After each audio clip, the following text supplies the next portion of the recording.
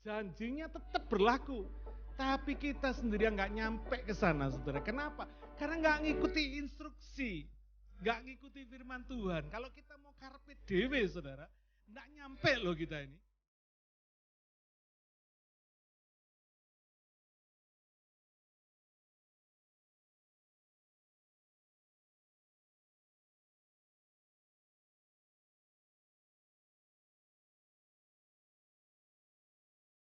Hari ini saya akan berkhotbah dengan judul tempat perhentian. Saudara, Tuhan menciptakan hidup ini bukan hanya untuk punya tujuan, tapi juga tidak boleh dipisahkan dari prosesnya. Sebab tujuan memang penting, tetapi proses mencapai tujuan itu tidak kalah pentingnya. Karena itu kita tidak boleh fokus hanya kepada tujuan, tapi mengabaikan prosesnya, nggak boleh. Contoh, saudara bekerja untuk cari duit, untuk bisa dapat duit. Betul, ya, itu baik. Tapi proses cara mendapatkan uang itu juga harus benar, betul nggak? Ya, tujuannya sudah betul untuk dapat duit, karena kerja untuk dapat duit. Tapi cara untuk dapat duit itu juga harus benar. Nah, karena itu ini semua bicara tentang perjalanan rohani kita dalam mengikut Yesus. Ya. Demikian juga orang percaya, orang yang sudah diselamatkan itu fokus kepada hidup yang kekal. Tujuan masuk ke dalam kekekalan, hidup yang kekal bersama Tuhan.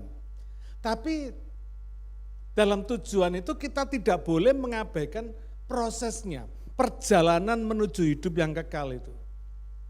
Karena selama kita hidup di dunia ini, proses ini tidak bisa diabaikan, saudara. Ya. Orang yang beriman, orang yang percaya kepada Yesus, sorga atau hidup yang kekal itu menjadi satu tujuan yang pasti. Kita enggak ragu-ragu lagi. Ya. Tapi proses untuk mencapai tujuan itu, proses ketaatan kepada firman Tuhan, proses untuk melakukan firman Tuhan itu tidak kalah pentingnya dengan tujuan itu sendiri. Karena proses ketaatan kepada firman itu akan menjadi bukti iman percaya kita kepada Yesus. Karena itu hati dan pikiran perkataan kita itu betul-betul harus dijaga, pikiran, perkataan, perbuatan harus dijaga, disesuaikan dengan firman Tuhan, sehingga keselamatan atau hidup yang kekal itu menjadi bukan hanya promise, bukan hanya janji, tapi menjadi pengharapan yang pasti. Ya. Kita tahu bahwa sorga ada tempat perhentian terakhir bagi orang percaya. Ya. Tapi bagaimana kita memastikan perjalanan rohani kita ini sampai ke sana, sampai ke sorga, sampai ke tempat perhentian Tuhan, itu menjadi satu hal yang penting. Ya. Proses perjalanan kita menuju tempat perhentian itu. Karena itu mari kita bahas sekarang satu persatu Ibrani pasal yang keempat. Ibrani pasal yang keempat, mulai dari ayat yang pertama. Saya akan bacakan satu persatu. Ya. Sebab itu baiklah kita waspada, supaya jangan ada seorang di antara kamu yang dianggap ketinggalan. Sekalipun janji akan masuk ke dalam perhentiannya masih berlaku. Saudara, terjemahan bahasa Indonesia ini kurang mantap gitu ya saudara ya. Saya mau bacakan dari terjemahan NIV. Therefore, since the promise of entering his rest still stands, let us be careful that none of you be found to have fallen short of it. Ini lebih jelas saudara ya.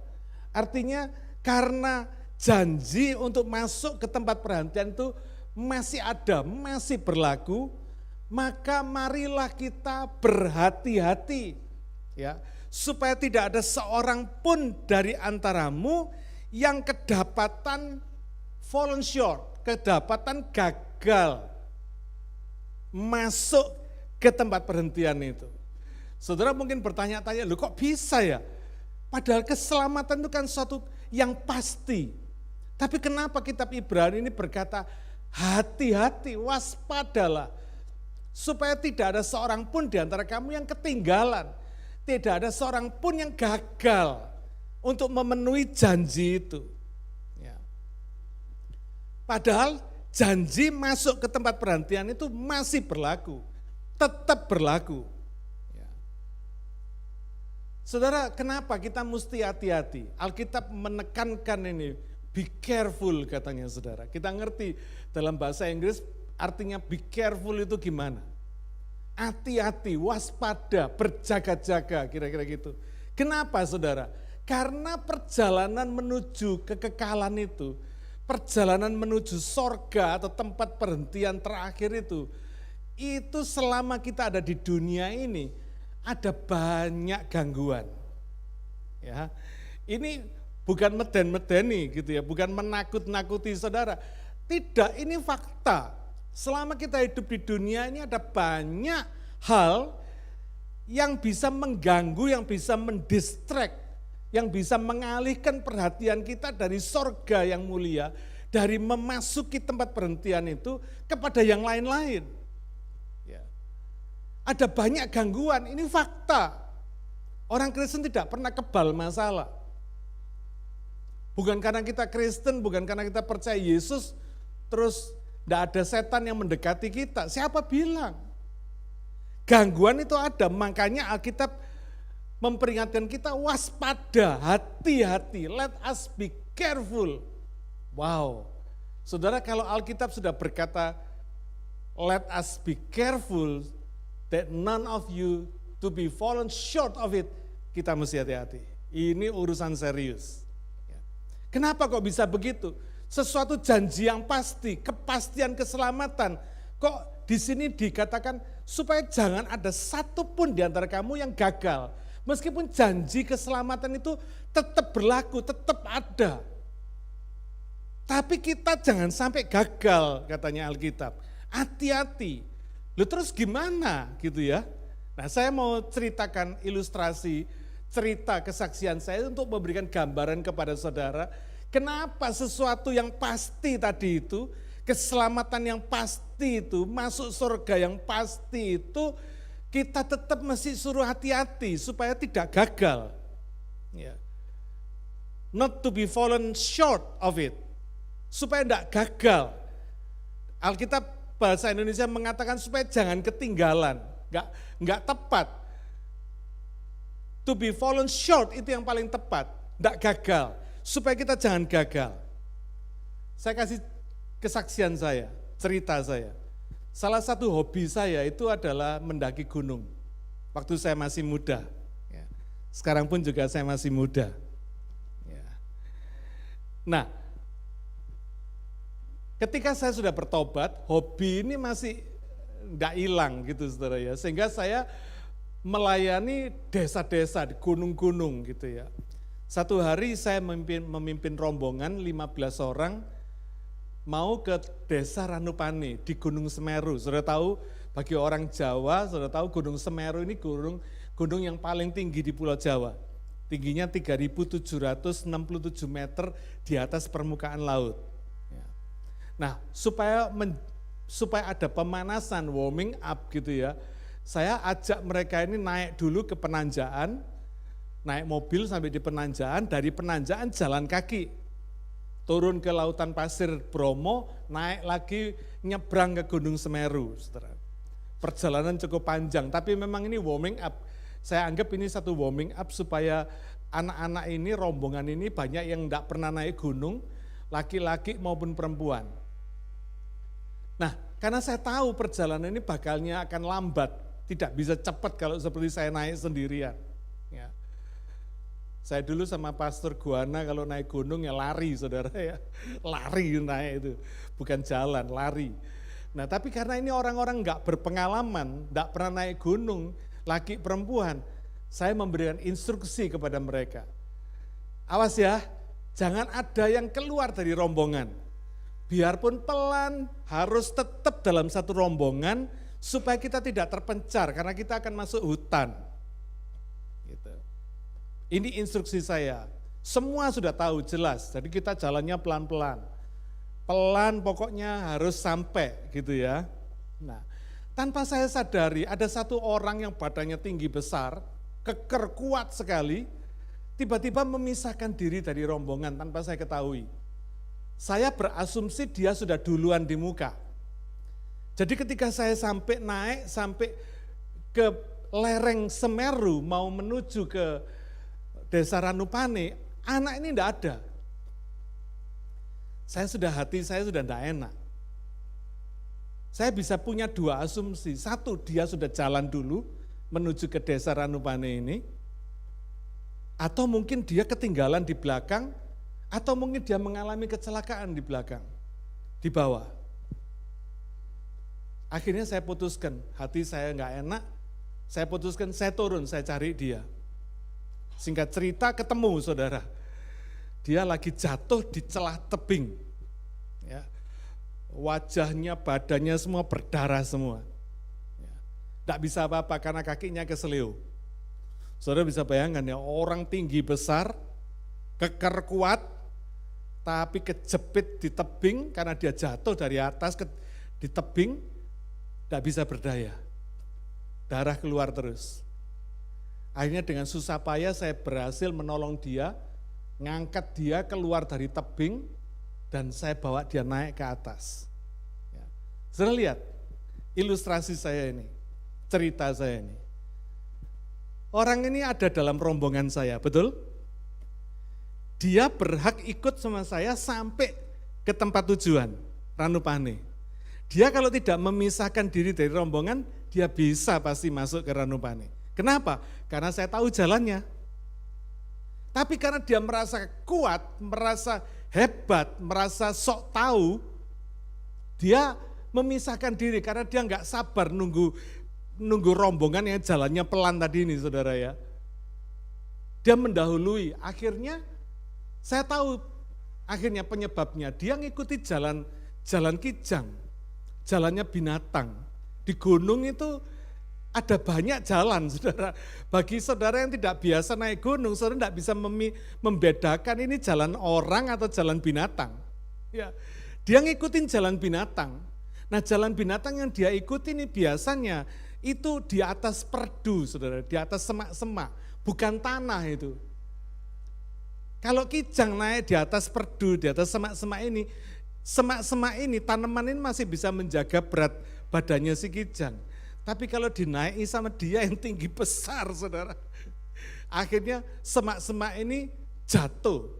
Yaitu ceritanya dia jatuh ke tepi tebing, ke celah tebing. Di gunung itu celah tebing ini tempat jalannya air, saudara. Bisa bayangin ya, kalau saudara lihat gunung itu kan ada ceruknya gitu ya. Nah ini dia kejepit di situ. Saudara lihat ini. Dia bisa sampai ke Ranupane, bisa enggak? Bisa. Dia berhak enggak? Berhak. Wong dia dalam satu rombongan. Dia akan sampai enggak? Sampai, ada saya yang mimpin, saya tahu jalannya sampai ke sana, betul. Tapi karena dia sok tahu saudara, dia memisahkan diri dari rombongan, dia tidak mengikuti instruksi saya, end up-nya apa? Kejepit di celah tebing. Itu kalau saya enggak turun ke bawah, andai kata saya berasumsi, sudah mungkin dia sudah dului kita ke Ranupane, kita jalan terus ke Ranupane. Karena di tempat pertigaan kita berhenti tadi itu sampai ke Ranupane masih jalan kaki 4 jam. Kita sampai di Ranupane itu sudah jam 12 malam saudara. Pada waktu itu hari sudah mulai gelap. Bayangin kalau saya berasumsi dia sudah duluan ke Ranupane. Dan kita jalan terus ke Ranupane. Dia dalam keadaan berdarah seperti itu. Bisa mati dia di sana, betul? Kehabisan darah saudara. Ini gambaran yang baik. Kesaksian ini memberikan satu gambaran kepada kita. Sorga itu ada. Tempat perhentian itu tidak berubah. Ada. Janji masih sorga ada. Tetap berlaku. Tidak hilang. Tapi kalau kita orang percaya ini tidak mengikuti instruksi Tuhan, Apa instruksi Tuhan? Firman. Kalau kita nggak ngikuti instruksi Tuhan ini, nggak nyampe loh saudara. Nangkep ya? Bukan karena Tuhan janjinya batal atau gagal, tidak. Janjinya tetap berlaku kata firman Tuhan. Ibrani pasal 4 ini. Janjinya tetap berlaku. Tapi kita sendiri nggak nyampe ke sana saudara. Kenapa? Karena nggak ngikuti instruksi. Nggak ngikuti firman Tuhan. Kalau kita mau karpe dewe saudara, nggak nyampe loh kita ini. To be fallen short. Ketinggalan kita ini.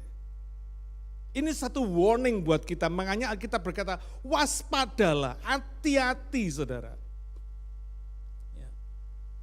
Jaga hati dan pikiran, perkataan, perbuatan kita dengan hati-hati. Saya selalu mengingatkan jemaat supaya kita ini hati-hati. Mari kita jaga hati, pikiran, perkataan, perbuatan kita ini supaya terus mengikuti instruksi firman Tuhan. Selaras dengan firman Tuhan ini. Supaya kita ini gak gagal, gak ketinggalan. Supaya masuk tempat perhentian itu, masuk surga itu menjadi pengharapan yang pasti. Bukan cuma sekedar janji. Nangkep ya saudara? Dari sini saya berharap saudara mengerti prinsip ini. Ya. Bahwa keselamatan itu memang anugerah kasih karunia Tuhan. Yes. Tapi dalam kita berjalan dalam perjalanan rohani ini, kita mesti hati-hati saudara. Jangan keluar dari instruksinya Tuhan ini. Firman ini instruksinya Tuhan. Begitu kita keluar, dunia ini sudah siap menerkam saudara. Untuk bikin saudara makin keluar, makin keluar, makin keluar, makin keluar, makin keluar. Makin nyimpang, makin nyimpang, nyimpang dikit, makin nyimpang, nyimpangnya makin besar.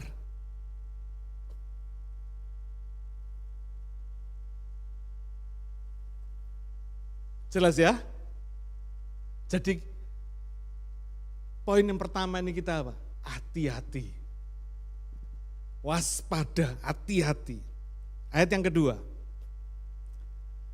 Karena kepada kita diberitakan juga kabar kesukaan sama seperti kepada mereka.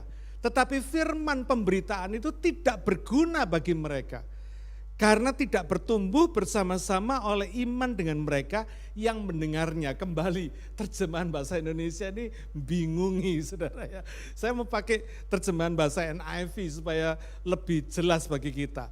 For we also have had the good news proclaimed to us, just as they did. Yeah.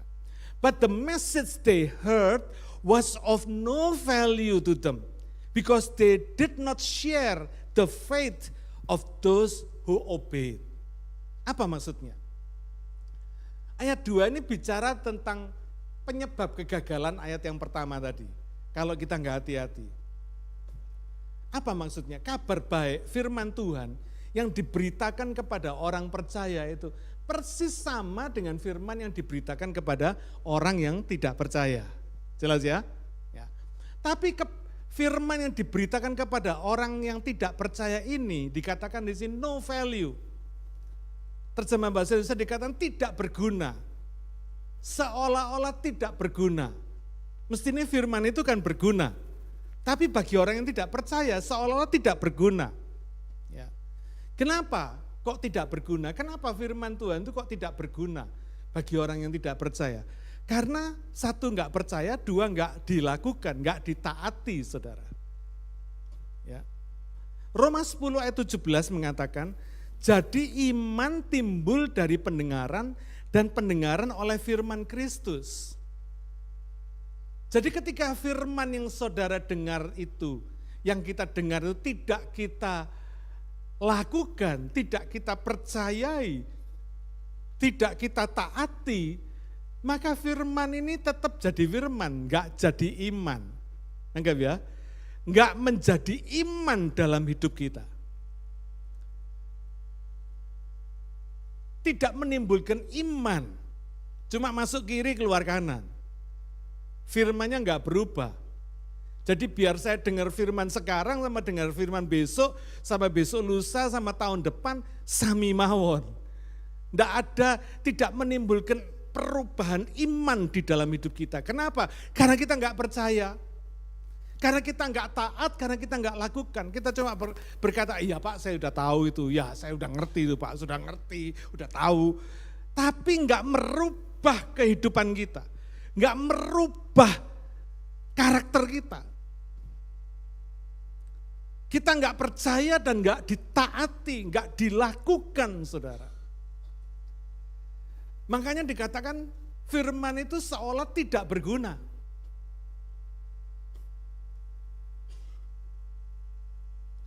Tetapi bagi orang yang percaya, ketika dia dengar firman, dia percaya, dia bilang Tuhan firman-Mu ya dan amin. Engkau tidak pernah salah, engkau tidak pernah gagal. Aku percaya firman-Mu, aku mau taat firman-Mu, aku lakukan firman-Mu. Akhirnya firman yang kita percaya dan kita taat dan kita lakukan ini menimbulkan iman di dalam hati kita. Begitu timbul iman di dalam kita, kita berani melakukan langkah iman, betul? Ada tindakan iman, ada perbuatan iman. Ini yang membedakan orang percaya sama orang yang tidak percaya. Ya.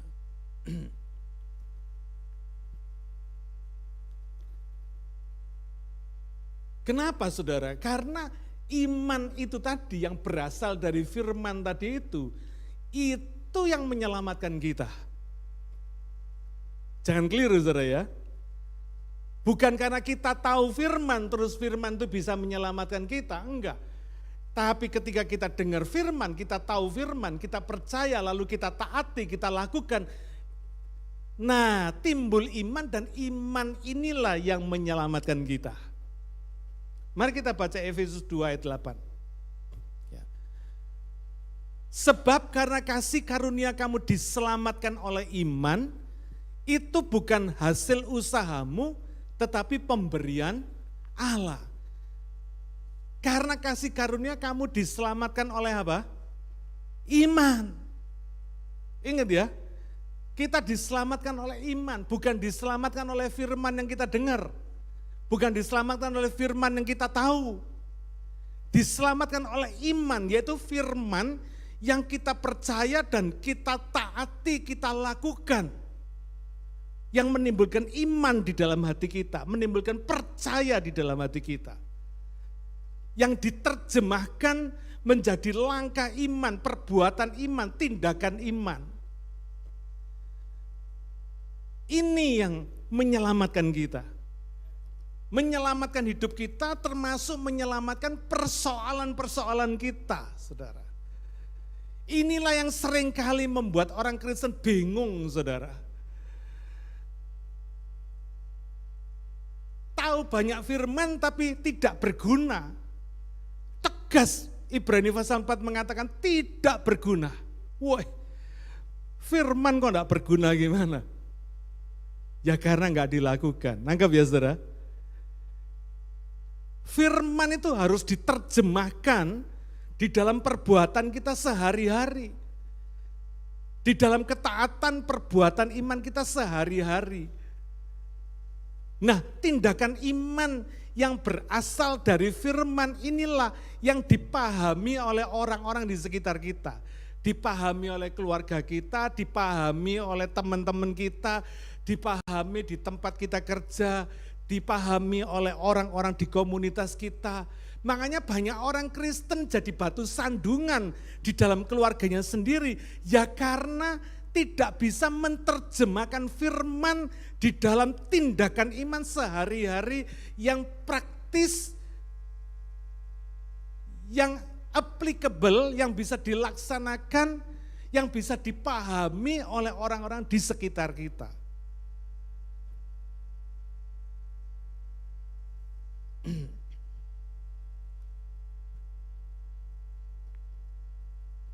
Ya ini yang membuat perbedaan dalam Yakobus 2 ayat yang ke-17.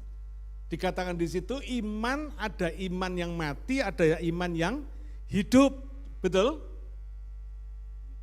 Kenapa banyak orang Kristen punya iman tapi tidak menghasilkan apa-apa, tidak berbuah apa-apa? bahkan jadi batu sandungan bagi orang lain. Bahkan orang lain berkata, gua yang bukan Kristen lebih baik daripada lu yang Kristen. Apa dikira dia nggak punya iman? Ada. Imannya apa? Mati. Bukan iman yang hidup. Iman yang hidup ini adalah iman yang diterjemahkan melalui perbuatan kita setiap hari. Yang bisa dipahami oleh orang.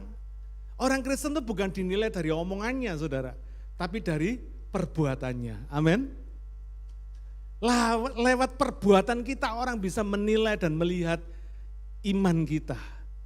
Lah iman yang diterjemahkan dalam perbuatan ini, iman yang berasal dari firman tadi itu, membuat orang lain itu mengerti firman, memahami firman, bukan dari kepintaran kita berteologi, menyampaikan teologi firman ini kepada mereka, bukan karena kita menang debat sama mereka, karena teologi kita lebih kuat, lebih hebat dan sebagainya. Bukan. Yang dipahami orang lain ini adalah tindakan iman yang nyata, yang praktis, yang jadi berkat buat mereka. Iman yang hidup inilah, iman yang berasal dari firman yang diterjemahkan dalam tindakan sehari-hari inilah yang bisa menyelamatkan kita. Ini yang dipahami orang lain sehingga sama Tuhan dipakai untuk menjangkau orang lain, untuk menyelamatkan orang lain juga. Sehingga hidup kita jadi berkat bagi orang lain. Nangkep?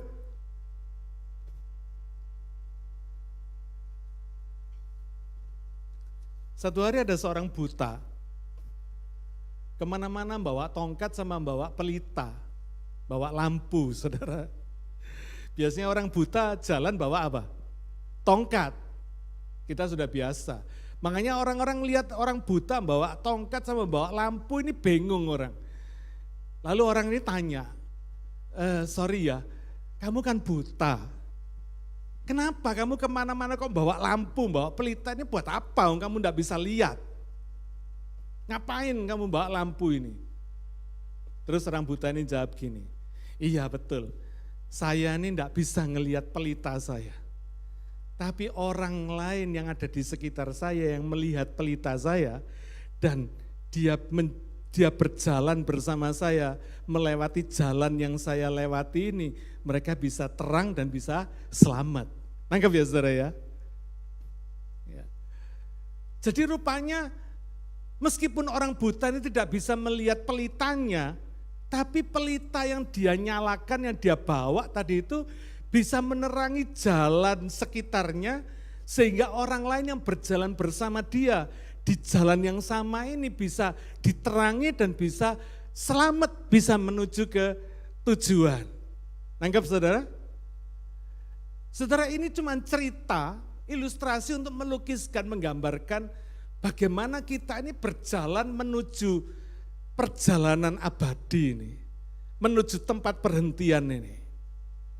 Mungkin saudara merasa apa yang saudara lakukan itu mah nggak ada istimewanya. Saudara cuma dengar firman, saudara percaya, saudara taat, saudara lakukan melalui perbuatan saudara sehari-hari. Saudara bilang nggak ada istimewanya, biasa-biasa aja bagi saya, udah nggak ada yang hebat.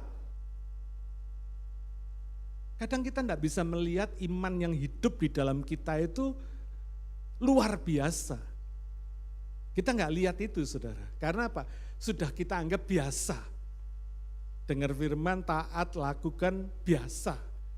Tapi bagi orang lain yang sama-sama berjalan menuju kekekalan ini tadi saudara, firman yang kita terjemahkan di dalam tindakan iman tadi itu bisa ditangkap oleh mereka dan bisa membawa mereka kepada kekekalan. Kepada jalan yang sama, selamat yang sama. Nangkep ya saudara ya? Menuju tempat perhentian yang sama, berhasil ke tempat yang sama. Saudara jangan pernah berpikir bahwa apa yang saudara lakukan itu sederhana. Sekecil apapun, sesederhana apapun yang saudara lakukan, karena saudara menerjemahkan firman yang saudara percaya tadi dalam tindakan perbuatan hidup saudara sehari-hari, ini yang sederhana ini bisa diakumulasi sama Tuhan, bisa di-zoom sama Tuhan, bisa diperbesar sama Tuhan menjadi satu hal yang dahsyat, satu hal yang luar biasa. Yang membuat mereka diselamatkan dan sama-sama berjalan menuju kekekalan.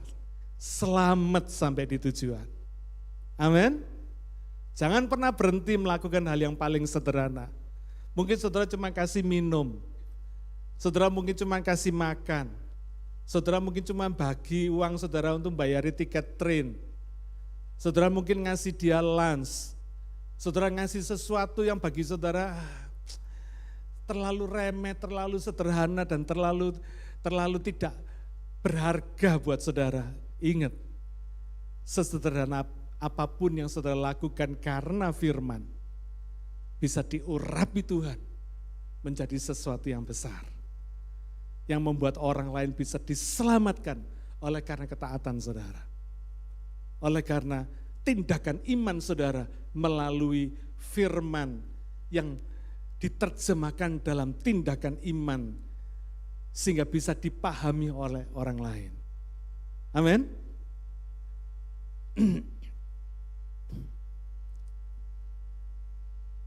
Kenapa saudara? Ini pengertian yang penting sekali kita mengerti. Roma 1 ayat 16.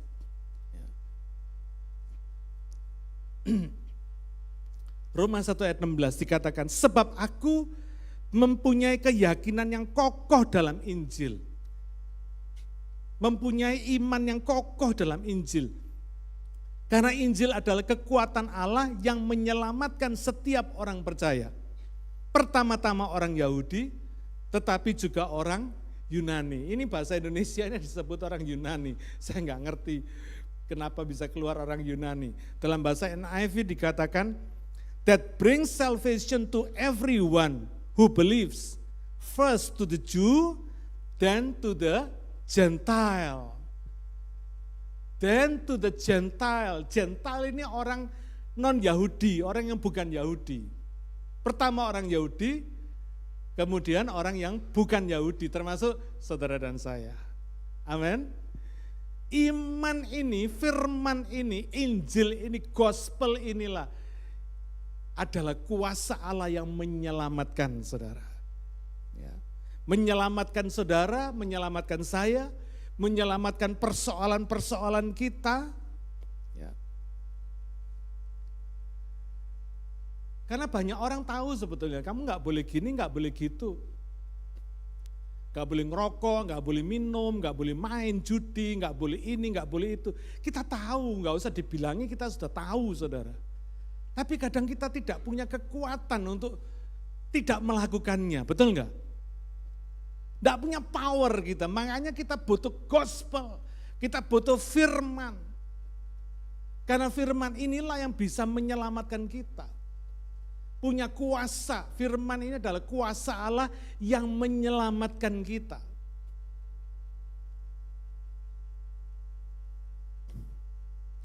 Karena itu jangan pernah ragukan firman. Taati aja. Lakukan instruksi-instruksi firman. Kita pasti masuk ke tempat perhentian. Amin. Jalani aja, step by step, sedikit demi sedikit. Pelan gak apa-apa, yang penting sampai. Amin. Ya, ini penting saudara, kita mesti hati-hati sekali. Saya bersyukur sekali karena firman Tuhan itu menjelaskan kepada kita dengan clear, dengan gamblang sekali. Ya, kalau kita mau meneliti firman, kita mau mendalami firman dan mengoreksi diri sendiri, terbuka kepada Tuhan. Tuhan itu gampang bicara sama kita dengan menjelaskan firman itu, sehingga kita ngerti dan kita tahu, oh gitu ya Tuhan, ngerti saya sekarang. Amin. Ya. Ayat yang ketiga. Sebab kita yang beriman akan masuk ke tempat perhentian seperti yang ia katakan. Perhatikan ini. Kita yang beriman akan masuk ke tempat perhentian seperti yang ia katakan. Sehingga aku bersumpah dalam murkaku, mereka takkan masuk ke tempat perhentianku. Sekalipun pekerjaannya sudah selesai sejak dunia dijadikan. Ini menarik sekali. Saya senang sekali memahami, mendalami Alkitab dalam kitab Ibrani ini. Saudara perhatikan di sini.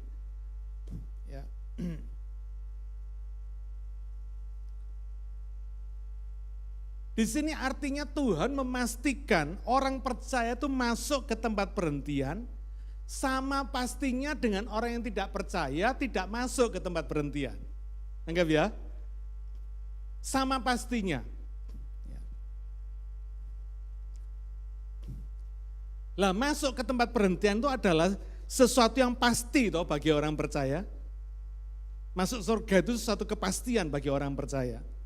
Sama pastinya dengan tidak masuk surga bagi orang yang tidak percaya. Nah tadi sudah saya jelaskan apa bedanya orang percaya sama orang yang tidak percaya. Orang yang tidak percaya ini bukan berarti tidak tahu firman. Bukan berarti nggak dengar firman. Ngerti firman, tahu firman, dengar banyak firman, tapi tidak melakukannya. Ini termasuk orang yang tidak percaya. Nah orang yang percaya adalah orang yang melakukannya. Dengar, melakukan dalam tindakan iman. Nah kedua kepastian tadi itu, pasti masuk surga dan pasti enggak masuk surga tadi itu, kedua kepastian ini sama pastinya dengan pekerjaan yang sudah selesai dilakukan Tuhan, yaitu apa? Penciptaan alam semesta ini. Amin. Kalau sudah lihat bagaimana alam semesta ini diciptakan, sudah tahu bahwa Allah betul menciptakan dunia alam semesta dalam hari pertama sampai hari ke-6, hari ke-7 Tuhan istirahat. Artinya apa? Penciptaan dunia alam semesta ini sudah selesai. Sudah selesai. Tuhan bukan menciptakan lagi planet yang satu, planet yang lain ditempatkan di sini, di situ, enggak. Sudah selesai, komplit. Kalau Alkitab berkata selesai, ya selesai. Seringkali kita ini ketemu planet-planet itu karena apa? Kita belum ketemu. Bukan berarti belum ada. Belum kelihatan, tapi sudah diciptakan. Penciptaannya, karyanya terhadap alam semesta dunia ini sudah selesai. Nah kepastiannya itu seperti kalau saudara lihat alam semesta ini. Saudara sudah lihat, udah gak perlu lagi tanya siapa yang menciptakan, betul gak? Saudara tahu betul bahwa ini diciptakan oleh Tuhan. Nah kepastian masuk surga sama kepastian tidak masuk surga, ini sama pastinya ketika saudara melihat alam semesta ini. Ketika saudara melihat penciptaan yang sudah selesai ini. Jadi ini bukan main-main. Kalau Alkitab berkata waspada, be careful, itu bukan main-main. Bukan cuma sekedar hati-hati ya. Kita kan seringkali basa-basi toh, kalau udah bye-bye, take care ya, hati-hati ya. Itu basa-basi, ini bukan basa-basi saudara. Karena kepastiannya itu jelas seperti yang kita lihat hari ini. Bahwa penciptaan Allah itu sudah selesai. Ya. Satu hari seorang guru menggambarkan sebuah garis. Panjangnya 60 cm. Lalu dia ngomong sama murid-muridnya, anak-anak sekarang bikin garis ini supaya lebih pendek. Gimana caranya garis ini lebih pendek? Lalu murid-murid itu mulai maju ke depan, ambil penghapus, garisnya dihapus. Lebih pendek. Satu lagi maju, menghapus lagi, lebih pendek lagi. Sampai beberapa orang menghapus tinggal 20 cm gitu ya. Tapi ada satu murid yang maju ke depan, dia nggak ngambil penghapus, dia ngambil kapur tulis lagi, dia gambarkan garis yang lebih panjang daripada yang 20 cm. Ngerti ya saudara ya? Ketika anak ini menggambarkan garis yang lebih panjang daripada yang 20 cm tadi itu, garis yang 20 cm tadi kelihatan lebih pendek daripada garis yang dia bikin, betul nggak? Dalam hidup ini banyak orang tuh membandingkan dirinya dengan orang lain. Itu enggak apa-apa Pak. Orang itu juga gitu ya enggak apa-apa itu. Tuhan enggak hukum dia. Biar dia malas ke gereja ya enggak apa-apa. Keenakan nonton online di rumah ya enggak apa-apa. Gitu ya. Orang itu bisa saja bikin alasan macam-macam untuk membenarkan dirinya sendiri, membenarkan tindakannya sendiri. Orang berkata, ya enggak apa-apa. Kenapa saya mesti begini, saya mesti begitu, kenapa saya mesti ikut ini, ikut begitu. Saudara, kita seringkali membandingkan diri kita dengan orang lain. Tidak ada habisnya, tadi itu cuma paling kita memperpendek garis tadi itu. Makin lama makin diperpendek. Tapi apa yang dilakukan oleh satu murid ini, dia bikin garis yang lebih panjang daripada garis yang pertama. Maka di situ kelihatan bahwa garis yang pertama tadi lebih pendek daripada garis yang kedua yang dia bikin. Saudara, dalam hidup ini juga demikian. Ya. Untuk memastikan kita masuk surga, masuk ke tempat perhentian, tidak perlu kita tolak-tolak lihat ke belakang nyalain orang lain. Tidak perlu kita membandingkan diri kita dengan diri orang lain. Oh, pendeta itu begini, pendeta itu begitu, pendeta ini begitu. Tidak perlu kita bandingkan, saudara. Tidak perlu kita bandingkan orang lain dengan diri kita. Tidak perlu kita merasa orang lain lebih jelek daripada kita. Tidak perlu. Tapi yang penting kita melakukan yang lebih baik daripada orang lain, amin. Yang bisa kita lakukan, yang the best yang bisa kita lakukan. Lakukan kebenaran, lakukan firman, taati Tuhan. Kalau sudah tahu nggak boleh, jangan dikerjakan.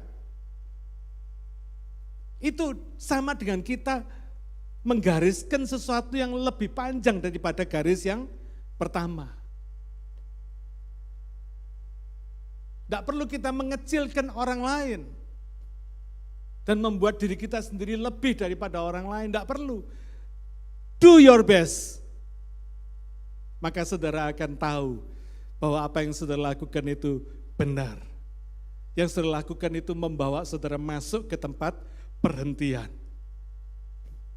Surga itu menjadi pengharapan yang pasti, bukan cuma janji yang saudara bisa gagal.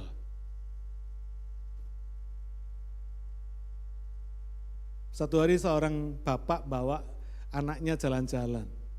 Ada pesawat lewat di atas. Bapaknya ngomong sama anak, "Nak, lihat itu pesawat terbang. Seberapa besarnya pesawat itu?" Lalu si anak lihat gini, segini Pak katanya.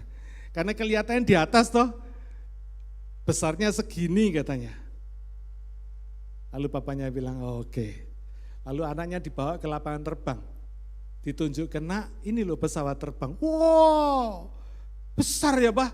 Ternyata pesawat itu enggak segini ya, besar dia bilang. Saudara, kalau kita lihat Tuhan dalam kejauhan, Tuhan itu kelihatannya kecil. Tapi kalau kita mendekatkan diri sama Tuhan, Tuhan itu kelihatannya besar, saudara. Luar biasa, dahsyat, saudara. Saya ini bersyukur sebagai hamba Tuhan. Banyak orang itu cerita kepada saya, bersaksi pada saya. Kemarin seorang bersaksi lagi sama saya. Dia bilang, "Uang saya ini tidak pernah habis, ini gimana ini," katanya. Saya bilang, "Loh kok gimana? Kan enak uangmu tidak habis." "Loh saya ini bingung," dia bilang. "Uang saya ini cuma $1.030. Lalu 840 saya pakai buat bayar rent," dia bilang. Sisanya berapa? 1.070, sisanya dipakai buat bayar rent 840, sisanya 230, betul enggak?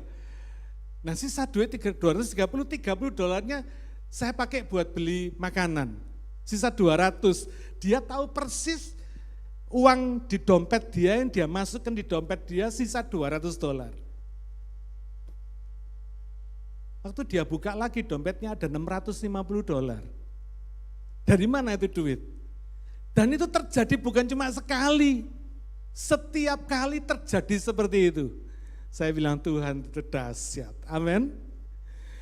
Terhadap orang-orang yang hidupnya sederhana, saudara, Tuhan itu bikin mujizat so easy.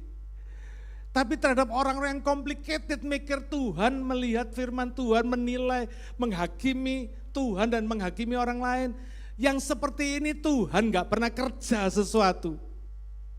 Tapi kepada orang yang sederhana, yang melihat Tuhan begitu dekat, dan yang mendekatkan diri kepada Tuhan, yang merasa diri jelek terus, ada orang yang merasa diri baik terus. Nah sama orang yang merasa diri baik terus ini Tuhan biasanya berdiam diri, saudara. Tapi kepada orang yang merasa dirinya jelek terus, yang merasa masih belum beres terus, nah orang ini yang merasa harus berubah terus, masih ada sesuatu yang harus dirubah terus, kepada orang-orang yang seperti inilah Tuhan menyatakan dirinya. Ini orang-orang yang mendekatkan diri kepada Tuhan dan Tuhan menyatakan dirinya. Luar biasa. Saya bilang sama jemaat yang bersaksi sama saya ini, saya bilang orang lain tuh bingung nyari duit kok kamu bingung ngabisin duit. Saya bilang, lah ya apa katanya, uang saya enggak habis-habis sih. Nanti tinggal $50 bisa jadi $600. Tinggal $30 bisa jadi $700. Dari mana duit ini? Hah? Luar biasa Tuhan, ajaib. Amin. Dekatkan diri saudara kepada Tuhan, maka dia akan kelihatan besar dalam hidup saudara. Dahsyat dalam hidup saudara. Ya. Ayat yang keempat. Saja ya. Sebab tentang hari ketujuh pernah dikatakan di dalam suatu nas, dan Allah berhenti pada hari ketujuh dari segala pekerjaannya. Kenapa urusan masuk dalam tempat perhentiannya dihubungkan dengan hari ketujuh? Ya.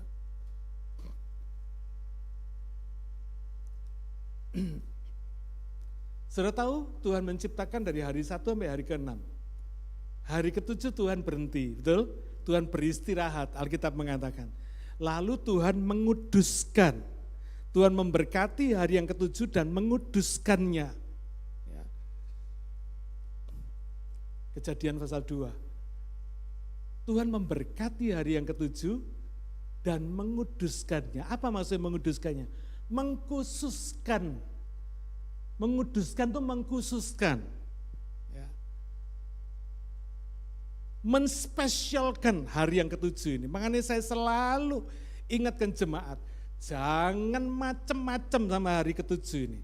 Hari ibadah sama Tuhan, hari sabatnya Tuhan. Kalau Tuhan aja memberkati dan menguduskan hari yang ke-7 ini Tuhan loh. Siapa kita ini? Berani main-main sama hari yang ke-7 ini. Enak aja hari yang ke-7, hari sabatnya, hari perhentiannya Tuhan.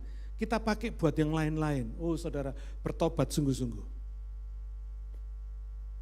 Saya bersyukur saudara, sejak saya bertobat sampai hari ini. Saya sudah mengambil keputusan dalam hidup saya. Saya tidak mau kompromi dengan yang lain.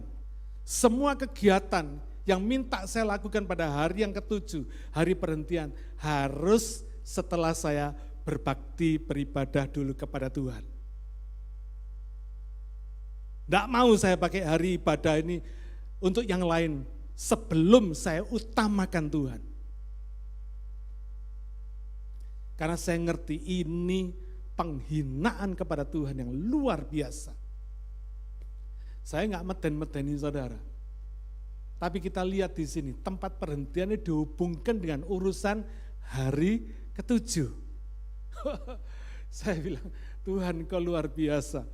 Apa implikasinya? Ya.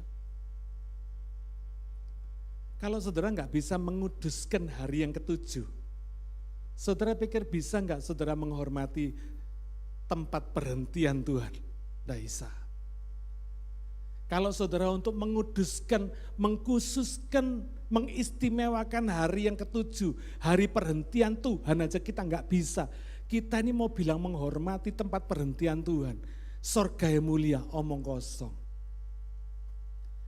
Itu kentara sekali bahwa fokus kita ini bukan kepada sorga yang mulia, bukan kepada tempat perhentian, tapi kepada yang lain-lain. Tadi yang saya bilang ya, dunia ini banyak pilihan. yang bisa mendistraksi kita, mengalihkan perhatian kita dari sorga, dari tempat perhatian itu kepada yang lain-lain.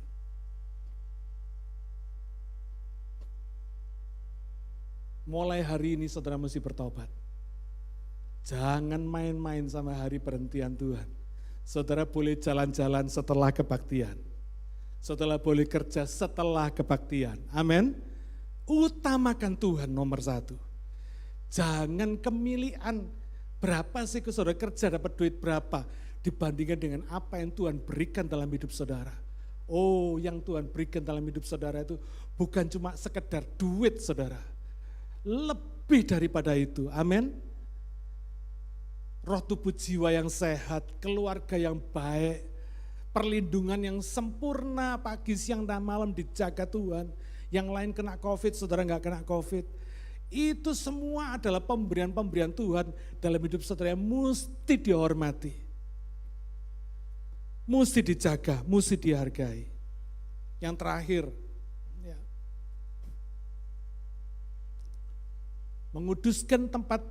menguduskan hari perhentiannya adalah refleksi ketaatan kita kepada firman Tuhan. Refleksi tindakan iman kita yang fokus kepada tempat perhentian tadi. Surga yang mulia. Ayat yang kelima. Dan dalam nas itu kita baca, mereka takkan masuk ke tempat perhentianku. Saudara, keras lu firman ini. Gak main-main lu saudara. Ini bicara tentang orang Israel yang tidak bisa masuk Kanaan. Sudah dibawa keluar dari Mesir. Melihat mujizat Tuhan di padang gurun. Pagi lihat mana, sore lihat burung puyuh. Pagi lihat tiang awan, malam lihat tiang api. Butuh air tinggal bicara sama gunung batu mengeluarkan airnya. Kurang apa ini saudara? Bersama Tuhan 40 tahun. Gak main-main saudara. Tapi Tuhan bersumpah, kamu gak akan masuk dalam tempat perhentianku. Dalam murkanya, saudara, saya mau kasih tahu. Kalau Tuhan bisa murka sama Israel, jangan anggap Tuhan gak bisa murka sama kita. Amin. Oh, kalau kita ndablek model kayak Israel, murka Tuhan juga tidak kalah ngerinya loh saudara. Nggak main-main saudara. Ya. Karena menguduskan hari ke-7, menguduskan hari perhentian Tuhan adalah cermin dari roh kita yang menghormati tempat perhentiannya. Ya. Kekristenan itu tidak sama dengan beragama. Beragama itu tindakan agamawi. Yang penting saya ke gereja Pak. Biarpun saya bolong-bolong, tidak tiap hari Minggu saya ke gereja, tapi saya yang penting ke gereja. Itu bukan ritual, itu beragama saudara.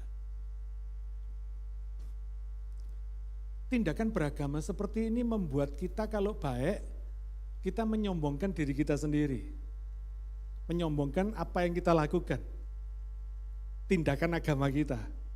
Kekristenan enggak. Kekristenan enggak begitu. Kekristenan itu adalah sikap hidup, way of life. Sikap hidup yang percaya dan taat kepada Tuhan. Diwujudkan dalam tindakan iman tadi yang kita sehari-hari. Nah, ketaatan kepada firman ini, hormat kepada firman ini membuat Tuhan itu merubah hidup kita. Jadi luar biasa. Dari hidup yang duniawi menjadi hidup yang ilahi, hidup yang kudus. Kalau kita baik, kita nggak akan bangga sama diri kita sendiri. Karena kita tahu, kita jadi baik ini karena Tuhan baik. Karena Tuhan yang mengubahkan kita, memberikan yang terbaik kepada kita. Nah pertanyaannya sekarang, kita ini lagi beragama atau hidup dalam kekristenan? Itu mesti dijawab. Coba teliti diri kita sendiri, evaluasi diri kita sendiri. Kita ini melihat hari perhentian Tuhan itu kayak apa sih? Melihat hari ke-7 Tuhan itu kayak apa sih? cuma dijadwalkan saja, dischedulkan supaya kita bisa beribadah ke gereja, atau betul-betul kita merindukan, menghormati dan menguduskannya, mengkhususkannya. Saya bersyukur karena selama saya mengikut Tuhan, hidup sama Tuhan, saya tidak pernah mau dikasih kerjaan hari ke-7, saudara. Saya tolak. Biar saya mau dibayar berapapun juga saya nggak mau. Karena saya tahu, menguduskan hari Tuhan itu jauh lebih penting daripada terima duitnya. Karena tidak bisa diukur, tidak bisa dinilai.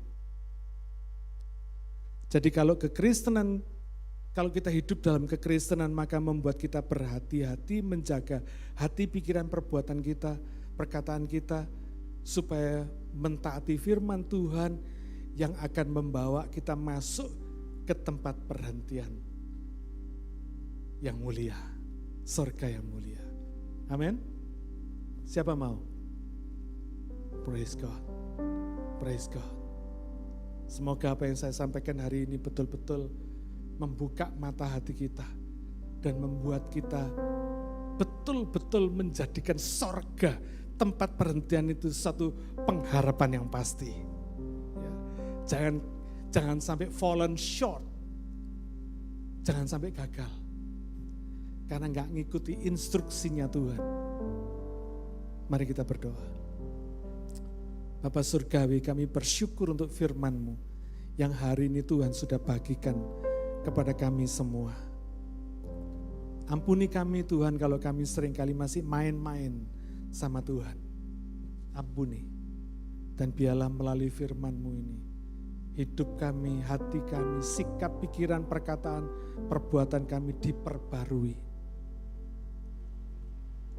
Engkau sudah menguduskan kami Tuhan, supaya kami bisa menguduskan hari perhentian-Mu. Biarlah itu semua menjadi cermin rohani kami yang melihat sorga sebagai tempat perhentian kami yang terakhir. Bapa, terima kasih. Kami percaya kami akan masuk dalam tempat perhentian karena kasih karunia dan anugerah-Mu atas kami. Meteraikan firman-Mu di dalam hati pikiran kami semua, supaya kami bisa lakukan dalam ketaatan kami sehari-hari. Dalam nama Tuhan Yesus kami berdoa dan mengucap syukur. Amin.